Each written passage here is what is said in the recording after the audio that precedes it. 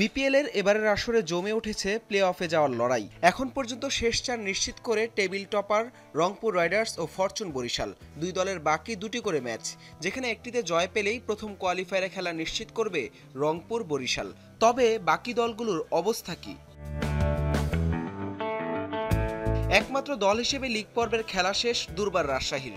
এদিকে খুলনা যদি শেষ 2 ম্যাচে জয় পায়, তবে রাজশাহীর প্লে অফে যেতে চিটাগংকে হারতে হবে শেষ 3 ম্যাচে।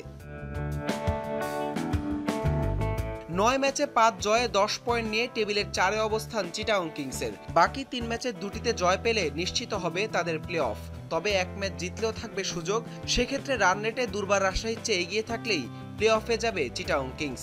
এছাড়া খুলনা শেষ 2 ম্যাচের একটিতে হারলেও রান রেটে এগিয়ে থাকলে প্লে অফ নিশ্চিত করতে পারবে চিটাগং। আর 3 ম্যাচের 3টিতে জয় পেলে প্রথম কোয়ালিফায়ারে খেলার সুযোগও থাকবে দলটার সামনে। 8 পয়েন্ট নিয়ে 5-এ থাকা খুলনা টাইগার্সের বাকি 2 ম্যাচ, শেষ 2 লড়াই জিততে পারলে তারা নিশ্চিত করবে প্লে অফ।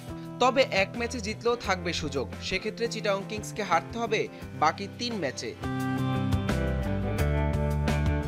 অন্যদিকে কাগজে কলমে এখনও প্লে অফের রেসে আছে ঢাকা ক্যাপিটালস। বাকি 2 ম্যাচে তো জিততে হবেই, সেই সাথে চিটাগং এবং খুলনা যদি তাদের সব ম্যাচ হেরে যায়, তবেই ঢাকার সামনে আসবে সুযোগ। সেক্ষেত্রে রান রেটে এগিয়ে থেকে প্লে অফে যাওয়ার ক্ষীণ সম্ভাবনা থাকবে ঢাকা ক্যাপিটালসের। হাসান আল মারুফ, যমুনা স্পোর্টস।